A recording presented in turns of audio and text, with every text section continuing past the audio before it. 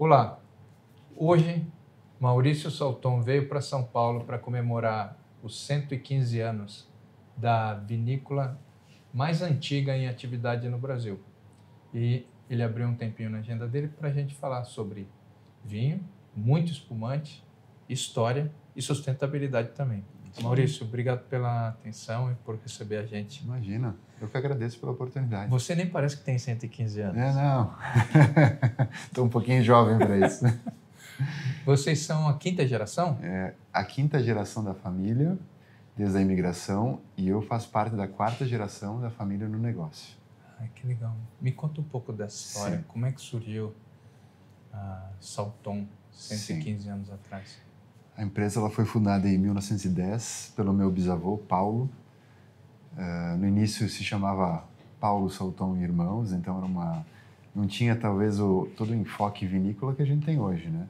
Naturalmente era uma coisa muito mais simples, numa cidadezinha, Bento Gonçalves, uma região ainda muito pouco desenvolvida.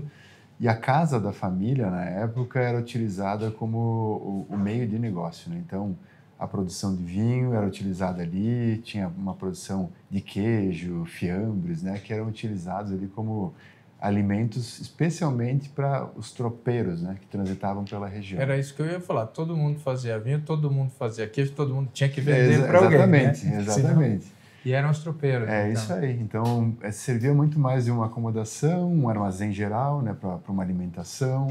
E, claro, o vinho ele estava presente nesse período, né? Com o passar dos anos, o vinho ele vai se tornando um pouquinho mais de destaque, talvez por uma sinergia familiar, uma percepção do que a família poderia orientar como um negócio prioritário. Claro que naquela ocasião, o que me foi relatado, né? Eram poucas famílias na localidade de Bento Gonçalves e o Paulo, ele era um bom, vamos dizer assim, talvez um articulador comunitário. Então, ele evitava que existisse sobreposições de... eu vou cuidar de produção de leite, para que todos não fossem no mesmo caminho, e assim cada um pudesse, né, alimentar a comunidade e se desenvolver, prosperar, né? Então, ele era muito bem quisto e acabou auxiliando uma série de famílias e, no caso, com o tempo, então, percebemos que o vinho poderia ser um diferencial, né? Além disso, nesses primeiros momentos, se tinha a produção de nozes e outras situações semelhantes e uma pequena madeireira, né? Esse é o objeto, vamos dizer assim, de negócio da família naquela ocasião. O tempo vai passando, né? Algumas situações vão ficando para trás. A família, um dos irmãos veio para São Paulo. Na ocasião, um movimento que talvez com o tempo a gente percebeu que foi um dos maiores acertos, né, da família por se abrir, vamos dizer assim, se posicionar no mercado que hoje é o mais competitivo do Brasil, né, o mercado paulista, o consumo, e se utilizou muito essa movimentação para uma distribuição dos produtos elaborados pela família no Sul, né? Então, fazia uma transferência, se tinha um armazém aqui também, e esse armazém ele fazia todas essas comercializações desses produtos e, naturalmente, o vinho, né, com um pouquinho mais de destaque. Passado um período depois, o Paulo, meu bisavô, acabou falecendo subitamente. Então, ali começa talvez um dos primeiros desafios, né, da família, até mesmo em termos sucessórios, né? Quem que permaneceria à frente da empresa, quais seriam as atribuições, né? Existia algo documentado acerca da relação acionária, né, entre irmãos, entre herdeiros, né? Então foi uma passagem também traumática, mas importante para a empresa e que foi abrindo espaços, né, com o tempo para essa, acho que, movimentação de negócio, de ter um foco no vinho, depois em determinado momento a gente se volta um pouquinho mais para destilados, lida com situações novamente familiares difíceis, mas a gente vai, acho que com o tempo, entendendo, internalizando que essas dores elas fazem parte do nosso crescimento. Sim, institucionalmente a instituição sai mais forte, Sim. né? A entidade empresarial sai mais forte. Acho que talvez geralmente o desafio da primeira sucessão é mais impactante, né? Exatamente.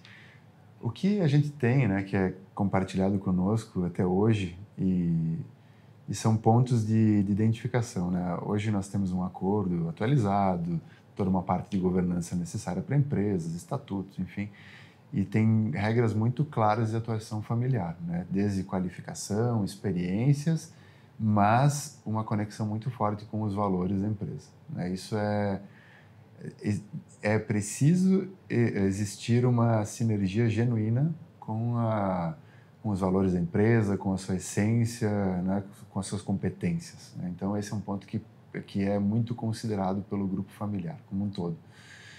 E a segunda geração, ela foi uma geração que ela conviveu com algumas nuances específicas da empresa, né? Então, algumas dificuldades em termos de transição. Essa Sim. transição, uma perda súbita, ela tem reflexos numa gestão, naturalmente, até porque o Paulo ele era uma pessoa visionária, estratégica, ao que se traz até hoje. Uma movimentação de unidade, as duas unidades elas vão com os grupos familiares se afastando, e num cenário que a comunicação não era tão acessível quanto é hoje, Sim. é natural que se tenham dois modelos de gestão distintos. Claro. Né? Para uma mesma empresa, mas dois modelos de governança, dois modelos de gestão, e é natural que isso gere um afastamento também. Como se tivesse dois presidentes, né? No Exatamente. Então, se tinham lideranças distintas para um grupo único, porém com casas independentes. Entendi. E isso vai criando ruídos, né? Viaja para o sul, enxerga uma coisa, viaja para São Paulo, enxerga outra. Então, a família foi enfrentando algumas dificuldades de relacionamento, né? Sim. E essas dificuldades, elas foram transitando pela empresa, né? O que é um problema hoje, a gente sabe de empresas familiares, e não pode ter ruídos que tragam implicações para o negócio, né? Tem que ser coisas distintas. Só que esses problemas eles foram se tornando cada vez mais evidentes, com empresas também em momentos diferentes em termos de geração de caixa, geração de negócios, o que fez com que houvesse um afastamento da operação de vinhos por determinado momento e houvesse uma priorização para um trabalho de destilado. E isso trouxe... Foi um grande cash call para você. Foi um movimento oportuno, assertivo, mas, de certo modo, ele trouxe uma realidade um pouco distinta para os grupos familiares. Né? Isso gerou uma série de conflitos, uma empresa que ela seguiu prosperando com dificuldades, mas os conflitos eles trouxeram implicações importantes. Então, no final dos anos 70, a empresa ela já sentia muito esse impacto já em termos econômicos também, né, em termos de sustentabilidade do negócio, e houve ali algumas lideranças desse grupo de geração, segunda geração, que eles assumiram uma posição. A família que é competente, identificada com o negócio, permanece com um pacto, né? Foi muito mais do que um acordo, mas um pacto. Sim. E os familiares que naquela ocasião não tinham tanta sinergia com o negócio ou que não tinham tanta qualificação, né? Aquela noção de o meu patrimônio é isso, mas a empresa ela precisa prosperar, não é uma extensão da minha casa, né? Então, essa turma acabou sendo afastada do negócio. Então, permaneceram 3 grupos familiares, né? De um bloco de diversos irmãos, 3 permaneceram. Esses 3, eles representam basicamente os grupos familiares que permanecem na gestão até hoje, né? Que é o grupo da terceira geração, que veio o Ângelo Salton, Daniel Salton, e o Antônio Salton, que embora conviveu com essa turma, ele ainda seria da segunda geração, porque o pai dele era o caçula da primeira geração. Então, esses grupos familiares, eles permaneceram com essa identificação muito forte com o negócio, né? Entendendo que o negócio ele precisaria prosperar e a consequência disso seria o benefício familiar, né? Não uma situação que se olha para um negócio essencialmente para uma sobrevivência, né? Mas sim para uma construção de um legado, de uma história.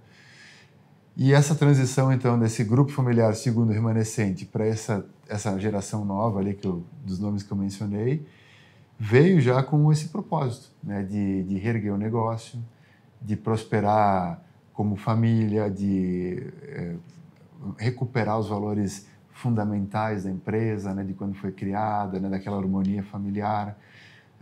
E, claro, uma visão integrada, né? Por mais que se tivessem empresas distintas, a gente tinha que ter uma cultura única.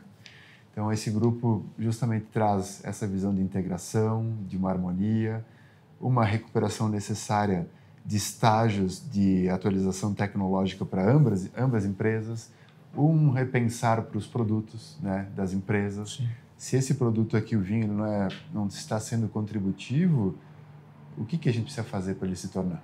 Né? E não esquecê-lo. E aí, então, houve todo esse resgate. E assim, a empresa ela foi reencontrando o seu caminho de sucesso, de sustentabilidade, né? Como empresa e, naturalmente, a família, né? Na sustentabilidade desses valores, dessa harmonia. Essa trajetória é intrinsecamente ligada, ao meu modo de ver, aos portfólios que vão sendo construídos e moldados, né? Sim. E eu não consigo deixar de pensar Salton como sinônimo de espumante no Brasil. Sim. Os últimos números lá no nosso seminário da Adega Ideal eram que 1 em cada 4 garrafas de espumante vendidas no Brasil são Salton. Sim. Como isso aconteceu? Como acontece essa identificação do espumante? Sim. E talvez meu número até esteja desatualizado. Talvez hoje sejam... tem ainda maior participação do que 25%. Se você puder me atualizar. A gente falasse 25%, mas seria próximo de 40%. Né? Então, o que a gente tem... Então, é 1 em cada 3 garrafas. A gente tem... A última pesquisa Nielsen que a gente recebeu seria 1 a cada 3 garrafas e meia. Né? Então, cada 10, 13,5 seria um Salton, 35% de share. Incrível. Exatamente, que é uma representatividade muito relevante, né? Para um mercado que ele é bastante competitivo. A gente tem um resgate histórico, a gente faz um acervo, que tu conhece lá, Christian, que é um acervo histórico das garrafas antigas e tudo mais. A gente foi guardando, muitas foram se perdendo, mas a gente tem uma garrafa de um espumante da década de 30, né? Bem bacana e tal. Óbvio que ele era branco e agora ele se transformou... Como todo grande espumante, se transformou, ele vai se transformando em vinho, né? Em vinho. Isso. Mas a gente olha, né? Então, existia já uma conexão com essa categoria há muito tempo. Mas durante muito tempo ela foi uma coisa... Eu acho que como era o espumante, e no caso se chamava ainda de champanhe na época, né? Mas era uma coisa muito específica para aquela comemoração, para aquela ocasião bem especial, uma coisa muito elitizada e tal, né? Isso foi, acho que, pouco desenvolvido. E esse desenvolvimento ele é mais recente, a gente sabe disso, né? Tanto é que nos anos 80, quando essa geração entrou, a gente tinha um espumante no portfólio, perdão, 2 espumantes. Um era o espumante Salton, o rótulo azul, que a gente tem até hoje, e o outro era o espumante meio doce, que a gente não carrega mais no nosso portfólio. Eles representavam talvez 1% da nossa receita, né? Houve uma transição nos anos 90, sabe muito bem, do consumo do vinho branco para vinho tinto, né? Os benefícios foram divulgados, e a Salton era uma grande produtora de vinhos brancos, né? É impossível ter uma transição em curtíssimo prazo de um portfólio de branco para tinto, né? Não tem milagre, né? A viticultura tem o seu tempo. E a turma falou, a gente tem bons vinhos brancos, a gente elaborava, claro, produtos mais simples, mercado fechado, o referencial comparativo era outro, curva de aprendizado e tudo mais. Isso envolve etapas, né, que a empresa vai superando. Mas ali a turma, especialmente o Lucindo Copati e o Antônio Salton, que cuidavam dessa parte de viticultura, falaram, olha, vamos explorar um pouquinho mais, talvez, uma ideia do espumante, né? Vamos começar aos pouquinhos, aumentar o portfólio, porque a gente tem uma sinergia com essa categoria, a gente tem uma região aqui que ela produz boas uvas brancas, né? Pode ser que a gente desenvolva aqui uma categoria que agregue valor para a empresa. Então, aos pouquinhos, nessa transição de portfólio, que houve uma renovação nesses anos 90, a gente começa a agregar novos rótulos, né? Vem a linha Ouro, né? Vem ali um Moscatel, né? Na época podia se falar de Asti ainda, né? Então, começa ali a despertar o interesse, embora algo muito sazonal, mas a gente vai combinando alguns novos elementos no nosso portfólio. Ocorre a virada do milênio, né? E ali tem uma repercussão muito interessante de comemoração e celebração, e o espumante ele começa a ser muito procurado, né? Para festividades e tudo mais. Percebe-se, acho que aos pouquinhos ali, que o espumante ele era um espumante de qualidade, né? Ele oferecia um bom custo-benefício. Claro, se tinham poucos concorrentes no mercado, sabe muito bem, né? Era um mercado ainda muito restritivo, mas a Salton, né, fez apostas. E a gente apostou naquela ocasião, tanto é que a gente fez o desenho, a migração para a unidade de Tuiuti, que a gente ficava no centro de Bento Gonçalves, olhando para uma unidade que ela tivesse espaço para desenvolver e crescer em espumantes, né? Então, em 99, quando se pensou no planejamento da empresa, na transição de unidade, já se olhou para um potencial que o espumante ele poderia ser um protagonista no negócio. Mas o tamanho do protagonismo nos surpreendeu, né? Incrível mesmo. Isso a gente tem que ser muito sincero, que a resposta que a gente teve foi surpreendente, a velocidade, até eu acho que o desenvolvimento da categoria em termos de consumo, de ser algo mais descontraído, né, para um happy hour, para uma piscina, para assistir um seriado, enfim, N situações de consumo, elas aceleraram um pouco desse progresso, né, da categoria.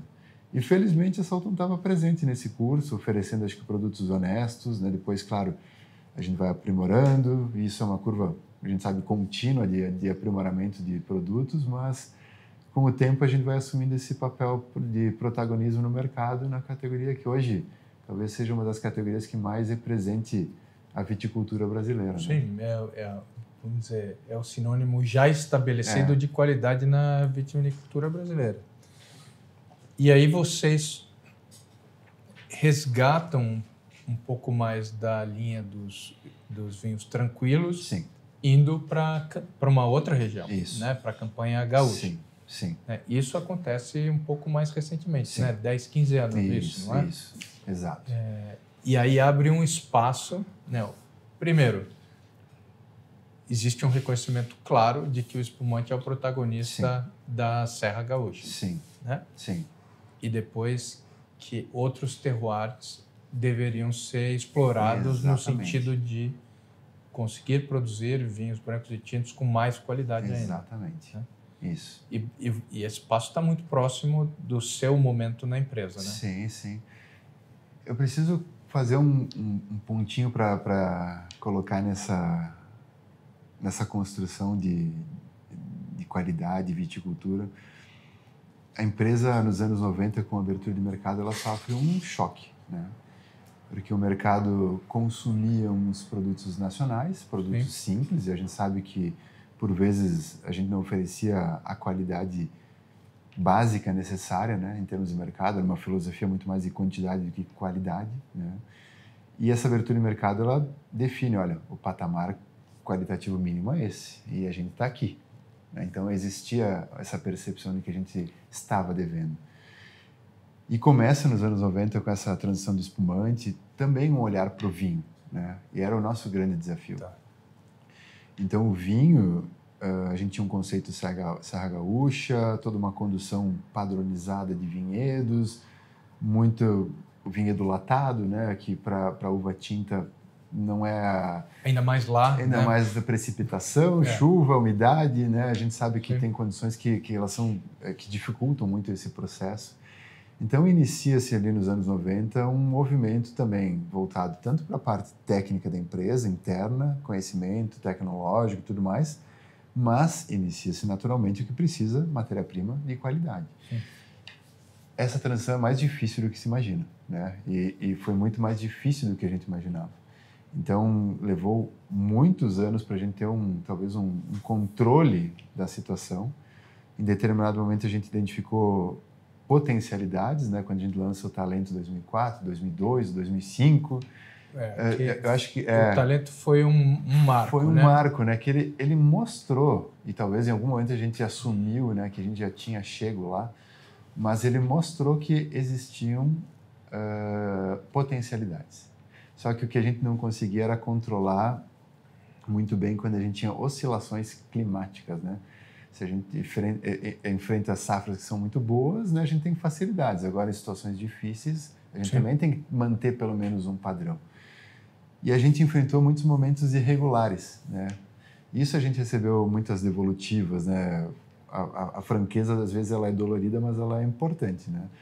E a gente lançava ali o desejo, o talento, um virtude, né? E eles tinham safras muito boas e algumas que eles não eram tão bons quanto anteriores, né? E demais produtos do portfólio que a gente tinha que deveriam ser a locomotiva em termos de vendas, que a gente sabe que esses produtos eles têm uma produção mais limitada e uma receita também limitada, os demais produtos eles eram muito afetados ainda no mercado, não tinham recebido esse voto de confiança pleno do consumidor. Então, sim, a partir dali, eu diria anos 2011, 2012, a empresa ela começa a investir fortemente num processo de domínio de viticultura. Entendi. Pelo menos que a gente tivesse maior controle. E começamos a identificar as regiões, os produtores, né, que tivessem uma sinergia com a matéria-prima, né, que tem que ter uma afinidade também com... Vocês trabalham com muitas famílias muitas parceiras, famílias, né? Exatamente. São mais de 300 famílias produtoras parceiras. Eu tive com vocês naquele grande encontro que vocês fazem com essas famílias. Eu vi como a empresa é um alicerce para muitas famílias que estariam desorientadas. Eu falo desorientadas porque eles são produtores de uvas, né? E não fazem vinho, não comercializam, até mesmo do aspecto de gestão, é absolutamente familiar. E eu vi vocês indo pessoas especializadas na área de finanças para conversar de uma maneira bastante transparente e didática. Olha, falando, você consegue fazer no seu computador, mas também consegue fazer no seu celular. Se você consegue mexer no seu celular, você vai conseguir. Exato. Eu achei muito bacana, porque é um movimento de você entrar na empresa daquela família e ajudar ela também a subir para poder estar no mesmo nível de conexão que vocês, né? Exatamente. Muito legal. Como chama? É o dia do...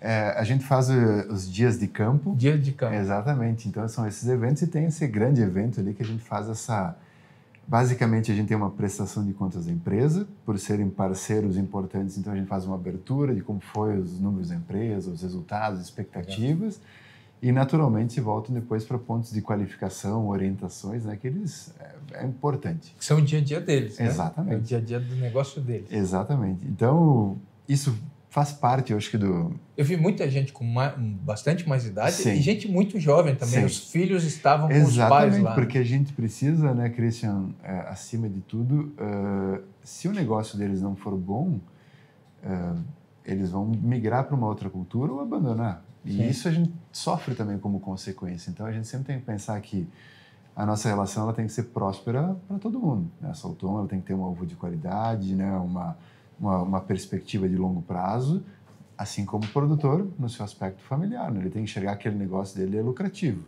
para que um filho se interesse, né, em permanecer na propriedade ao invés de seguir um outro caminho.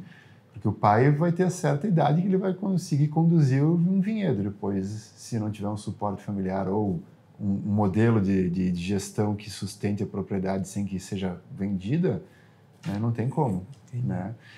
Mas então a gente vai se aproximando, a gente sempre teve uma relação muito boa, né? Mas é uma mudança necessária, porque as expectativas de qualidade, de manejo no campo, elas se tornaram uma régua acima, né?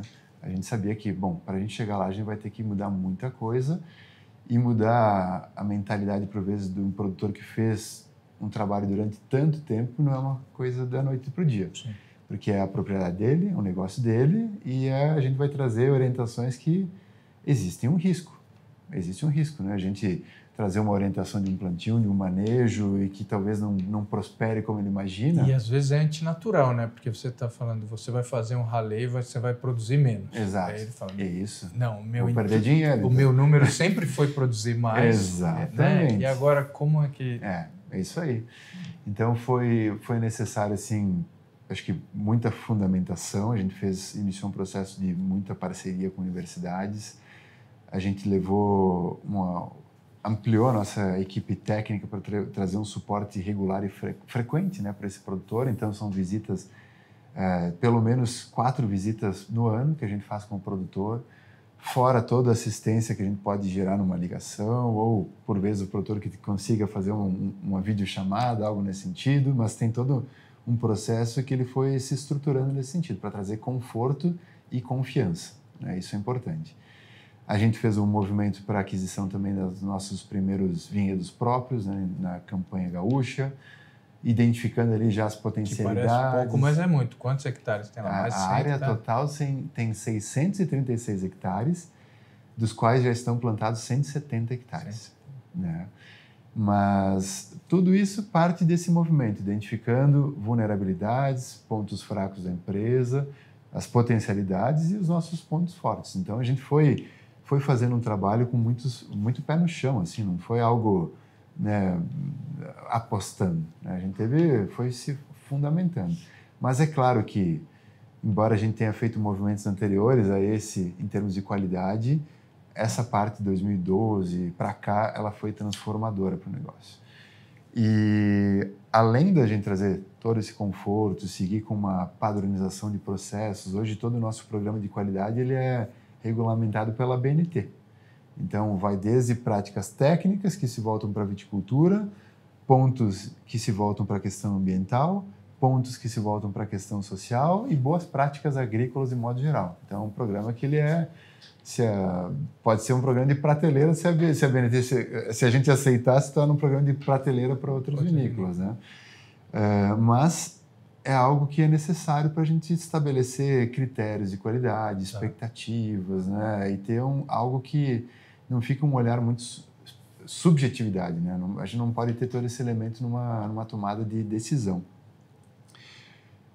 Começamos também, nesse período, a mudar um pouco a nossa visão técnica. E ali foi uma mudança um pouquinho mais recente, em 2016, veio se consolidando nesses últimos anos, que a gente depende sim da subjetividade na enologia, né? É muito sensitivo, né?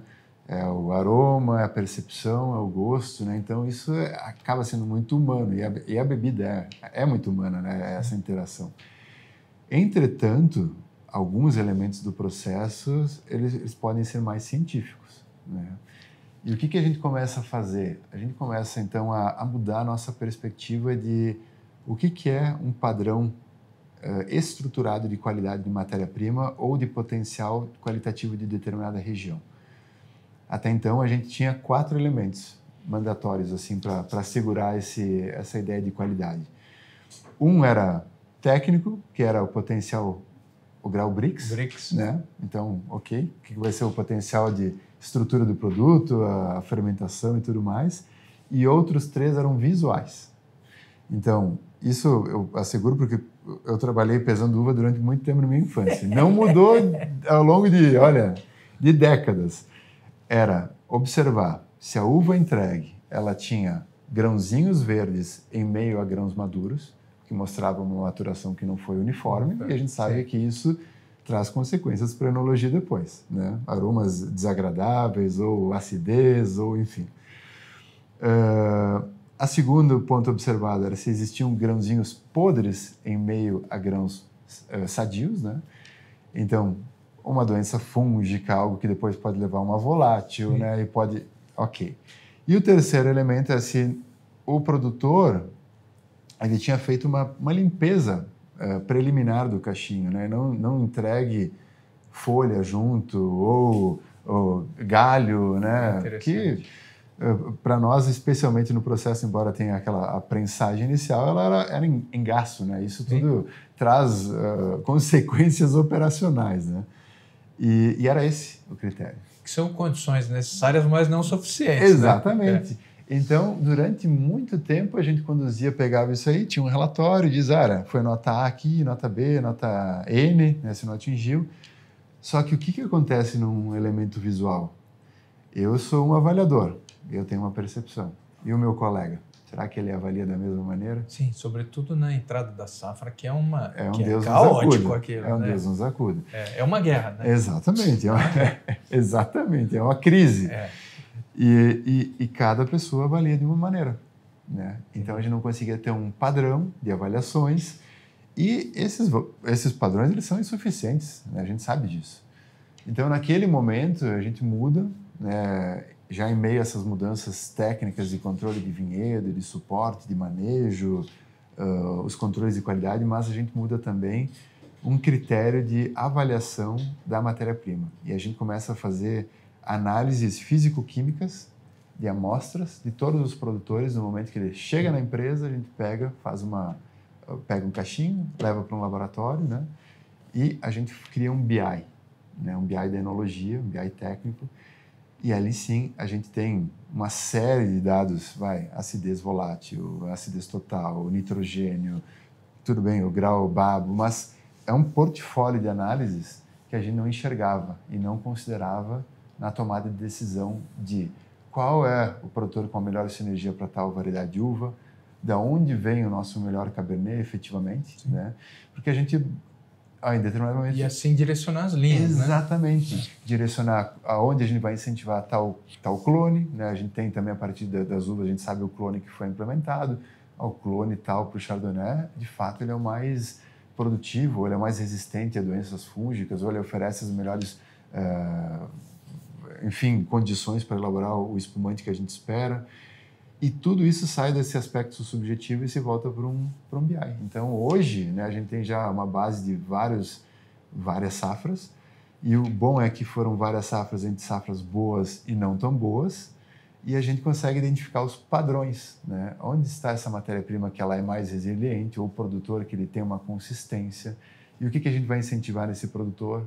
Não vai colocar ali um Cabernet, então. Ali ele vai ter que trabalhar com um Taná, ou um Marcelin, ou não, ele vai ser o produtor de Pinot, mas fundamentado. E não numa expectativa que a gente diz, a região tal é mais ou menos assim, vai dar certo. Né? Então, mudamos isso. E mudamos também, especialmente na campanha gaúcha, que a gente sofreu um pouquinho no início da implementação dos nossos vinhedos, e até mesmo com os produtores, a gente mudou também a nossa orientação de plantio.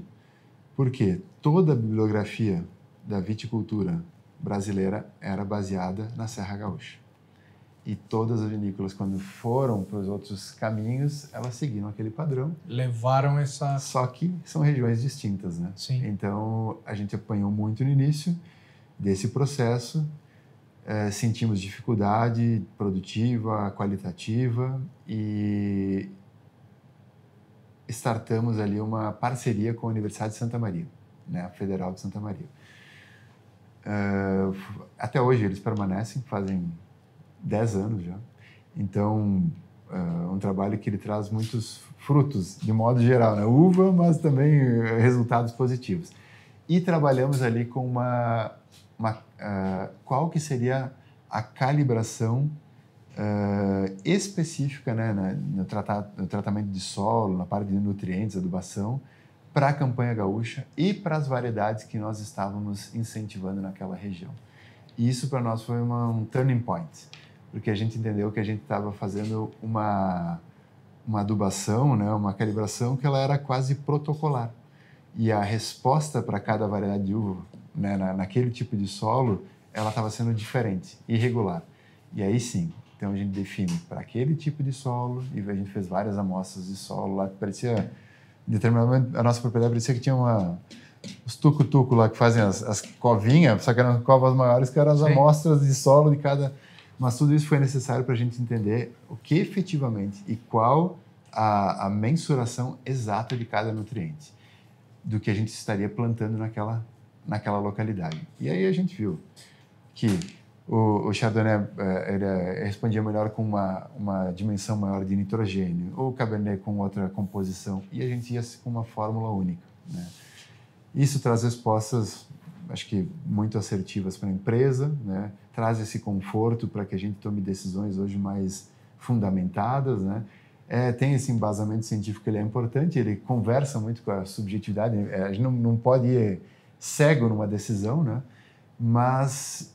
muda o patamar da empresa, e não digo forma alguma que a gente chegou lá, mas eu acho que a gente encontrou o caminho certo. Sim, né? E eu acho que o desenvolvimento dos vinhos da Campanha Gaúcha tem sido bastante acelerado, talvez até Sim. por conta disso que Sim. tudo que você está colocando.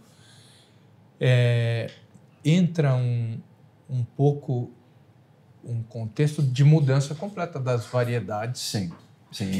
que se originam lá, né? Sim. O Taná é muito especial. Sim. Eu adoro a combinação do Taná com Marcelin Sim. que vocês fazem. Sim.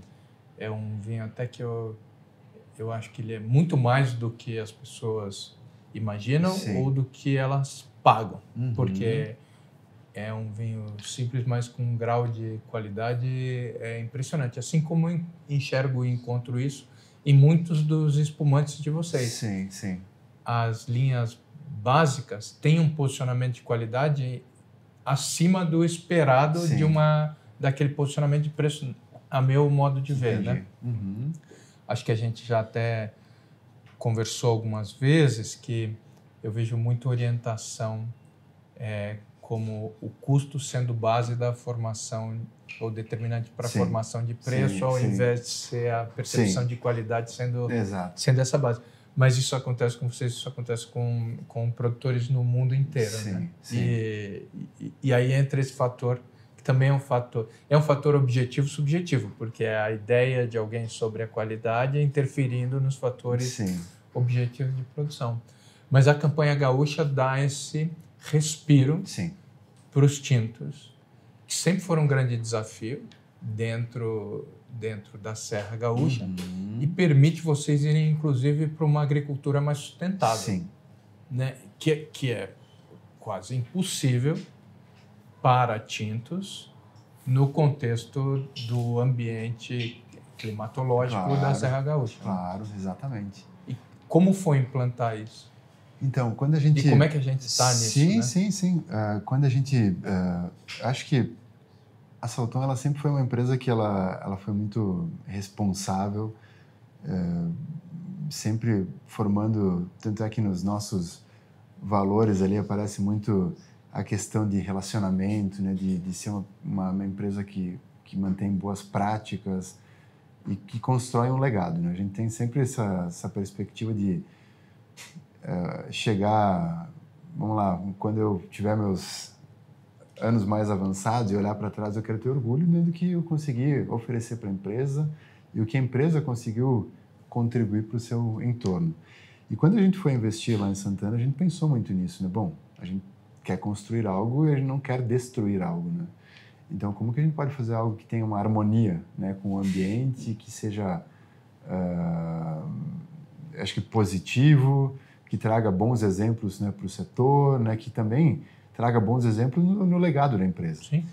E olhamos ali o aspecto de fauna, de flora, né, de impactos que a gente poderia ter em termos de gases de efeito estufa, né, que a gente criou um inventário.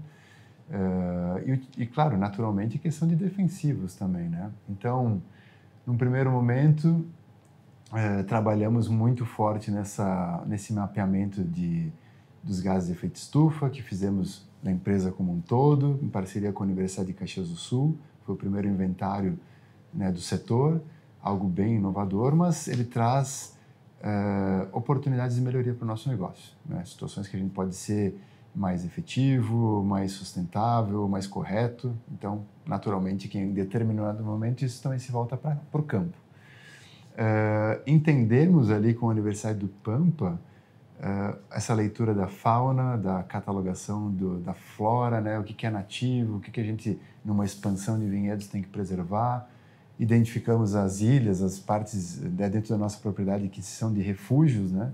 Então, algo bem bacana. Contratamos uma empresa em determinado momento para fazer um levantamento pedagógico da fauna silvestre. Então, foi algo bem... basicamente identificar todos os animais que conviviam conosco. E ficou muito bacana, assim, quase... Tem um guia fotográfico, assim, que é bem interessante. E lá identificamos, então, que nesses refúgios Um animal que ele está em extinção, ele encontrou seu habitat, né? Então a gente ficou muito contente até. Qual que é esse animal? Que é o gato palheiro, Tá. gato pampeano palheiro, né? Que existem poucos registros, né? O nosso foi o 3º ou 4º registro, né? Que foi feito em termos de que tem disponível hoje, mas entendemos, bom, estamos fazendo a coisa correta, né? Porque se ele está aqui é porque ele encontrou um refúgio. E aí vamos avançando. Então, mudamos muito desse conceito do manejo, trabalhamos ali com essas pesquisas, encontramos uma alternativa para reduzir e basicamente eliminar os herbicidas, né? Então, através do azevém, a gramínea, né, que combate naturalmente as ervas daninhas, né, que poderiam conflitar com o ciclo vegetativo da planta, né, do vinhedo. Então, um movimento fundamental e que naturalmente nesses testes se consolidando, a gente leva para os nossos produtores como uma orientação de trabalho. Tem um ganho, naturalmente, ali para eles, acho que um ganho de responsabilidade, mas também um ganho econômico, né, para as famílias. E aqui também não estou fazendo qualquer crítica à questão defensivos, né? É uma orientação que a gente busca como empresa, né? Trabalhar. Eu acho que todo mundo quer usar o mínimo de defensivos possível. Consciente, né? E se você puder não utilizar, melhor ainda. Perfeito. Né? Então, aqui eu estou colocando uma estratégia consciente, não fazendo qualquer tipo de crítica. Mudamos ali também a nossa orientação com relação a fungicidas, né? O que a gente fez? Nós, ao longo de toda a propriedade, nós implementamos inúmeras estações meteorológicas. Tá. E essas estações, elas tiram um aspecto subjetivo. Porque como que foi a cultura também da aplicação de fungicidas na viticultura de modo geral, né?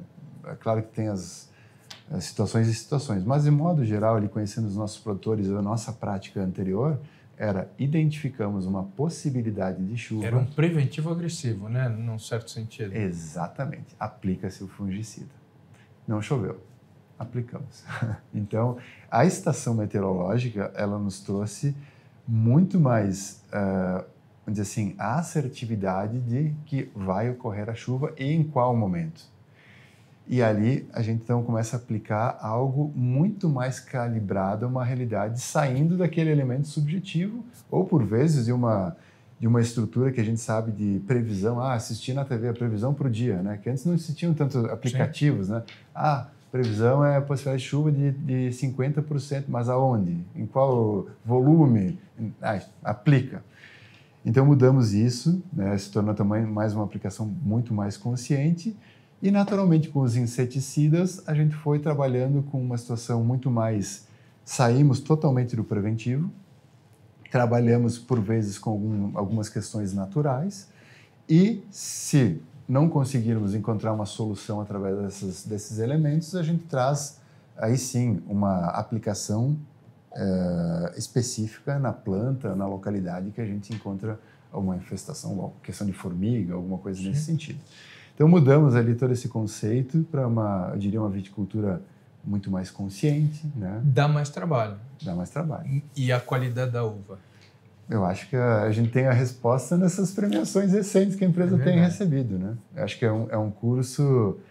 A história ela tá sendo contada pelos fatos, né? Então, eu diria que, recentemente, a gente tem esse retrato, né, Christian, de produtos que são bem avaliados, né, de maneira consistente, né, eles não aparecem numa avaliação ali da adega com um ano ele aparece com 92 pontos e depois no outro, olha, deu 86, né? Então tem uma consistência.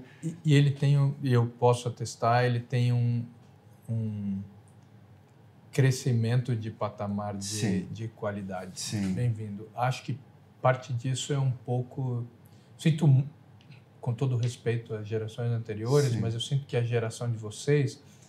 Eu tenho uma empresa familiar. Sim. E eu fico pensando, como é que você faz para nascer um gestor como o Maurício, uma comercial como a Luciana, um enólogo como o Greg, uma pessoa do marketing como a Estela? Sim.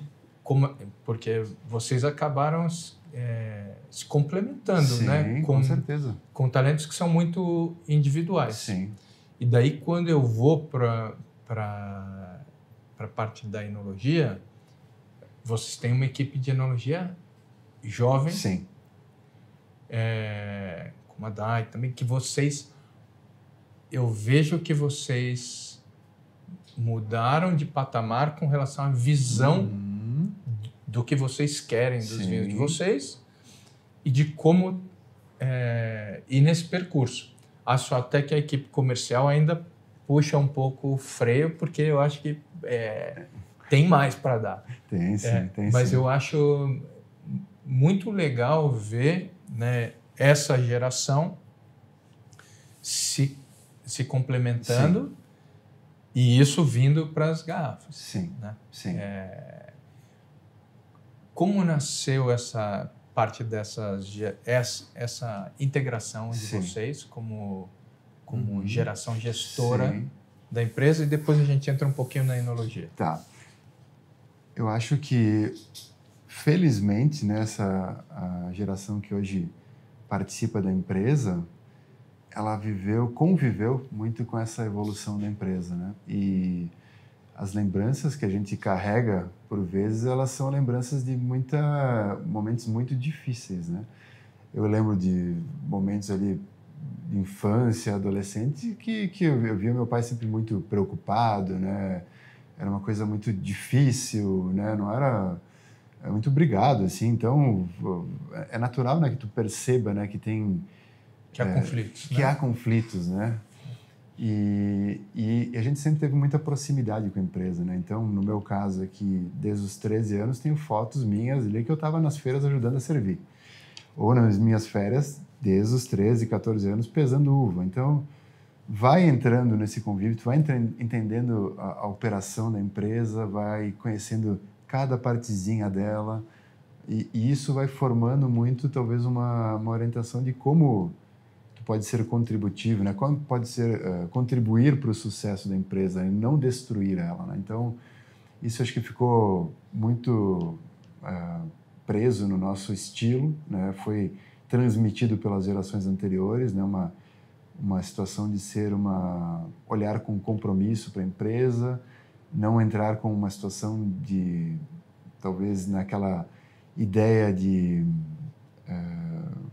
meu patrimônio, sabe, carregar o eu acima de tudo. Então a gente sempre teve esse olhar muito mais compartilhado, natural que existem as regras, né, que a gente precisa ter qualificações e tudo mais, mas, como eu disse, a conexão com os valores, eles eram a chave, né, para que a gente, enfim, prosperasse também no negócio. E essa questão de harmonia e cada um com a sua essência, né? Eu acho que foi talvez natural, né? A gente e tem uma relação muito boa, né?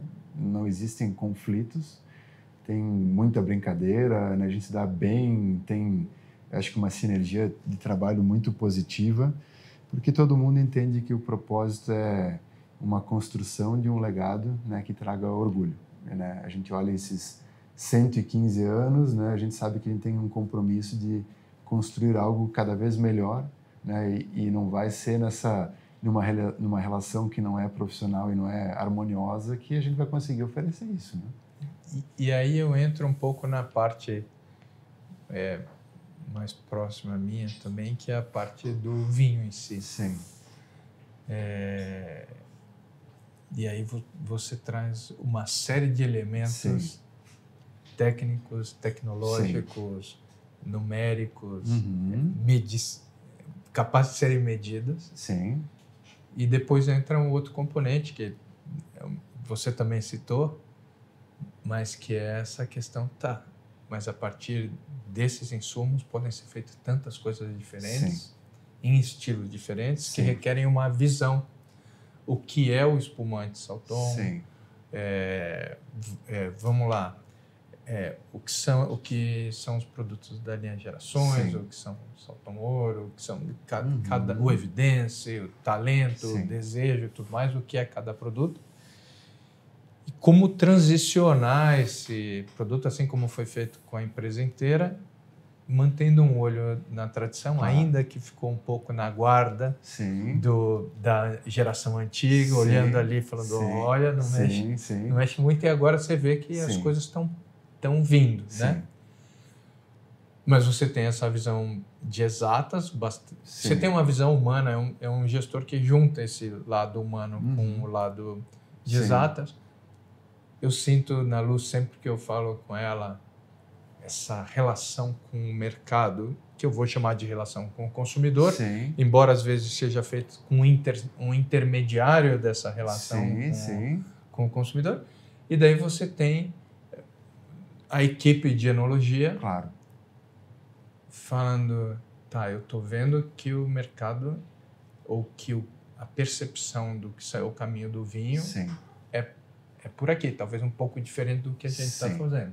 Eu tenho tido a oportunidade de ver isso acontecer em outras grandes empresas, como a Constitura, como o Casilheiro del Diablo mudou de 20 anos para trás para cá, e como eles tiveram que fazer essa transição de forma perceptível e imperceptível, para que não afaste o consumidor atual, mas que eleve a qualidade, o padrão de qualidade daquele produto, para se manter competitivo e à frente também competitivo. E vocês, sobretudo numa coisa, são líderes absolutos em espumante, se tornam o benchmark da categoria. Claro. Como lida esse lado artístico, artesanal, com o lado racional? Com o tempo, Christian, acho que a gente foi, talvez, encontrando uma estratégia que nos trouxe conforto, porque é uma dualidade, né? A gente é uma empresa familiar, centenária, tem uma tradição, valores, mas a gente precisa dançar conforme a música. O mercado é dinâmico, tem se tornado cada vez mais dinâmico. Acesso à informação, né? Tudo isso traz novos perfis, né? Retratos de mercado, perfis de consumo, e a gente precisa inovar, né? Tanto é que hoje, dentro do nosso portfólio, a gente tem uma linha de produtos não alcoólicos, o que há 5 anos atrás era um único produto que era um suco de uva. Então a gente precisa olhar como empresa, e ela precisa ter seu lado de sustentabilidade, vamos dizer assim, da sua essência, a gente não perder a nossa identidade, a sustentabilidade econômica e os efeitos de sustentabilidade gerais que a gente fala, ambiental, a contribuição social, enfim. Então são elementos que eles precisam carregar para esse futuro. Nós identificamos muito que, com o passar do tempo, nós encontramos um estilo, uma identidade na nossa vinificação, que era talvez algo que a gente precisava encontrar, e a gente, acho que, eu diria, nesses últimos 7, 8 anos, a gente está, sabe, arredondando ali uma característica Salton.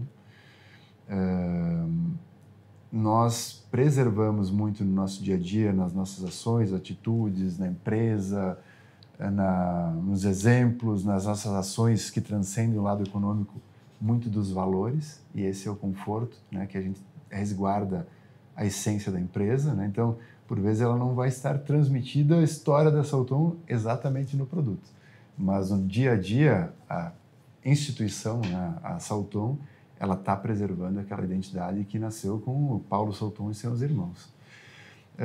Então, eu acho que esse foi o segredo para que a gente tivesse mais liberdade, também para ser mais ousado nos produtos, né, para ser um pouco mais solto, vamos dizer assim, sem amarras, né, com relação a produto tal, a gente sempre fez assim, a gente vai fazer assim eternamente. Então, a gente não tem mais essa amarra, vamos dizer assim, né?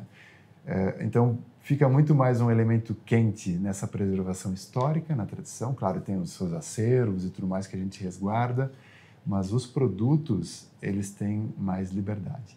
E hoje o time técnico que tu conhece, ele é um time jovem, né? E é uma proposta que foi planejada nesse sentido, né?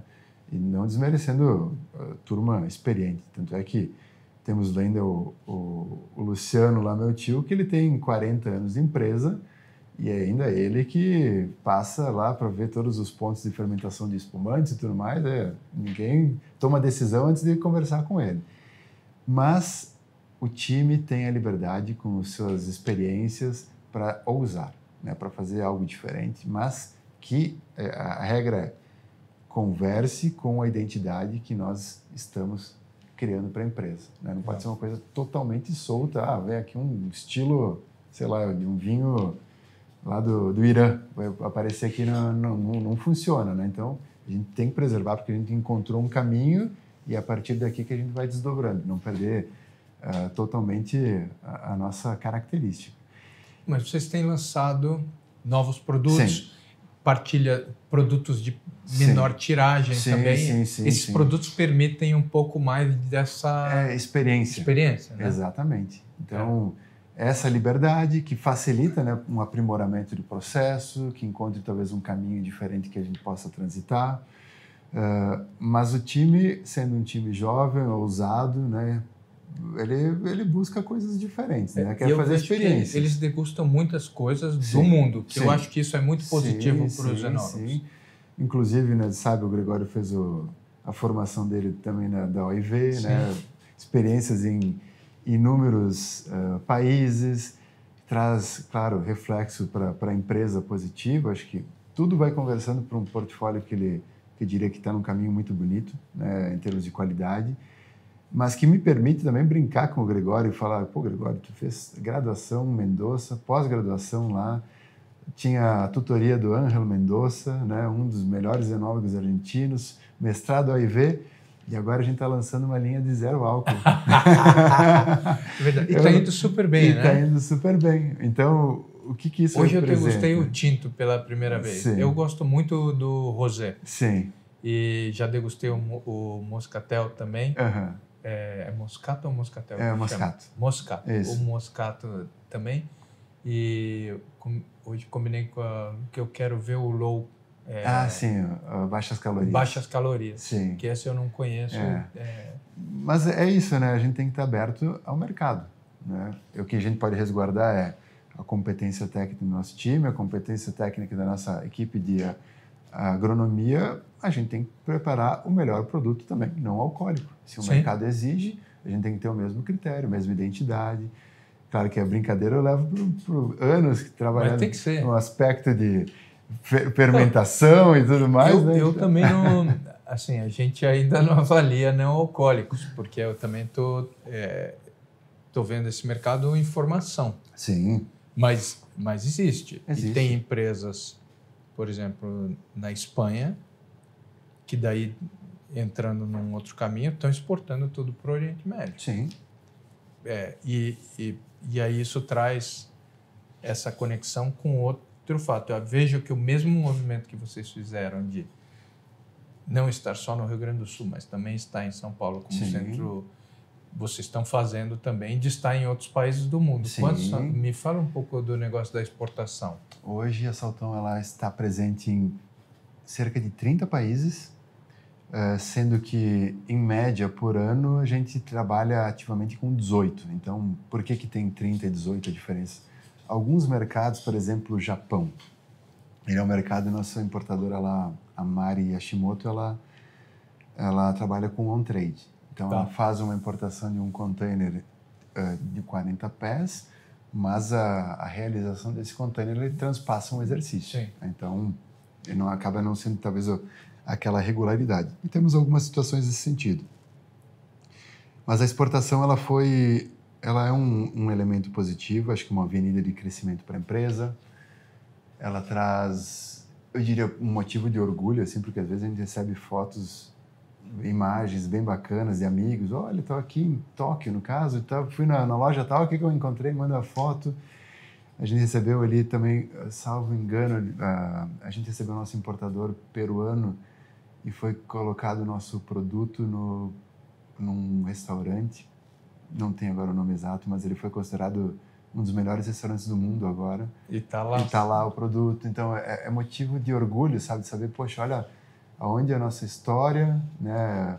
O produto que a gente elabora ali com todo o carinho, né? Todo esse cuidado. Ele vai representando o Brasil, né? De certa maneira. E um Brasil bonito de se ver, né? Porque a gente tem muita coisa que a gente tem mágoas, né? Mas esse eu acho que é um lado bonito que gera orgulho, né, para a nossa família, para o nosso time, para os colaboradores, né? E às vezes ele é muito maior do que o benefício econômico, né? A participação econômica dentro de uma empresa a exportação talvez não seja pequena. relevante. 5% é o que representa as exportações, né? É bastante. É bastante. Mais do que eu imaginava. A gente teria, acho que tem boas expectativas pela frente. Claro, o nosso grande mercado, um dos maiores, é o mercado norte-americano, que agora então a gente tem que analisar como que a gente vai conduzir, né, diante desses cenários novos. Mas eu acho que é um começo assim de uma história bacana, com aprendizados, naturalmente. A gente errou muito no início, trabalhando. E é isso que a gente fala de identidade. A gente aprendeu também muito na exportação. E eu recebi um feedback franco e doloroso, mas foi bom. A gente estava numa feira nos Estados Unidos, né, não me lembro a ocasião, corria em Nova York. E a gente conseguiu uma agenda com um crítico, né? Ok, a gente está tentando exportar para lá, vamos receber um feedback e tal, fazer uma degustação. Na época a gente apresentou talento, a gente tinha ainda a linha Volpe, né? Então, enfim, apresentamos o portfólio essencialmente vinhos. Primeiro ponto. E ele falou, olha, fato, produtos bons, né? Não tenho nenhuma crítica aqui o produto não atende a critérios de não tem defeitos. Padrões, não tem defeitos, pode concorrer no mercado. Aí ele falou assim, só que eu preciso ser sincero. Se eu quisesse um vinho num estilo francês, num corte que se assemelha a Bordeaux, eu, aqui nos Estados Unidos, eu procuraria ainda consumir um Bordeaux e não um brasileiro Bordeaux, né? Legal. E isso ficou na minha cabeça. Eu falei, puxa, né? E eu acho que em determinado momento a gente tentou tanto provar que a gente tinha condições, né, de fazer vinhos bons, que a gente seguiu modelos de outros mercados. Sim. Né?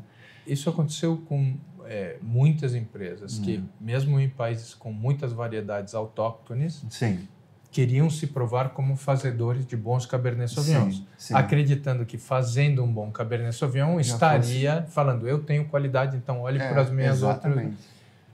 Há uma lógica. Sim, mas não é. Mas não é a essência do vinho, né? Então, e ele falou na ocasião, e espumantes, por que vocês não trouxeram, né? Porque eu já sei que o Brasil faz bons espumantes. E daí a gente pensou, poxa, a gente está tentando fazer a exportação de vinhos, sendo que o nosso chão já é espumantes. E, de fato, ele trouxe uma crítica interessante, né? O que é o diferencial, né? Qual a sua essência? E aí eu lembro, falei com o Gregório na época, que ele estava entrando na empresa também, dizia assim, eu falei, Gregório, depois a gente foi para algumas feiras juntos, eu falei, a gente tem que encontrar o nosso estilo, nossa identidade também nos vinhos, né? Embora a gente faça ótimos produtos, bons, sem qualquer...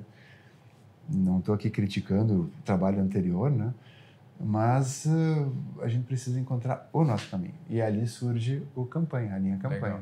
Eu adoro essa né? Com o corte vermelho, e depois vai se desdobrando para outros produtos, com aprimoramentos, estilos diferentes, mas esse produto, essencialmente, ele nasce de uma crítica recebida. Né? E aí a gente vai trabalhando para chegar num modelo que a gente se sinta também confortável, né?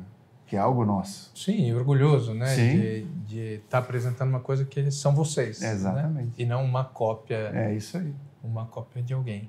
Mas aí entra um tema que o movimento que fez vocês saírem dos brancos para irem para os espumantes está acontecendo ao revés. Os brancos estão crescendo. Sim. E como é que vocês estão se preparando para isso? O desafio que a gente tem, né, na questão dos vinhos brancos e espumantes. Matéria-prima, ela é excludente, né? A gente tem ou foca para o espumante ou para o vinho branco. Por quê? Porque o mercado ele está em crescimento para as duas frentes. Né? A gente tem uma fortaleza a assegurar nos espumantes, tem muito a se desenvolver no mercado nacional e é uma força que a gente tem na exportação. Então, hoje, se a gente orientar uma produção de vinhos brancos, a gente está consumindo essa uva que iria para o espumante, que a gente sabe que também a gente tem uma venda, eu diria, garantida. Então, é uma decisão difícil, né, da gente tomar. E vocês estão plantando mais vinhedos de espumante? Esse é o ponto. Então, a gente está investindo em novos vinhedos próprios e incentivando os nossos produtores parceiros. A gente traz a muda, né, fornece toda uma estrutura para que ele tenha aquele ponto de partida, não precise desembolsar um recurso que a gente sabe que é muito caro numa implementação de vinhedo. justamente para que num médio prazo a gente tenha um conforto nessa decisão. Isso não significa que a empresa não esteja fazendo movimentos já nesse período para ampliar sua participação de vinhos brancos, né? Em partes, claro, com produções próprias, né? Com alguns cortes, algumas variedades que a gente tem já um controle, uma sinergia, né? Que isso é importante, a gente aprendeu com a experiência, mas também em alguns movimentos de parcerias. Né? Então a gente está buscando alguns parceiros, especialmente no caso de um Sauvignon Blanc, que a gente tem na Serra Gaúcha dificuldades, né, numa consistência, né, a Salton, eu não posso responder por outras vinícolas, então ali a gente tem buscado algumas parcerias internacionais justamente para estar presente nesse movimento de mercado. Muito bom. Maurício, era para a gente conversar 30 minutos, conversamos mais de 1 hora, eu te agradeço muito pela atenção, parabéns pelos 115 anos. Até os próximos... não seremos nós a falar nos próximos 115, mas muito sucesso. Muito obrigado, Christian, pela oportunidade e pela parceria de sempre. Esse programa é um oferecimento Adega Online, o marketplace oficial da revista Adega.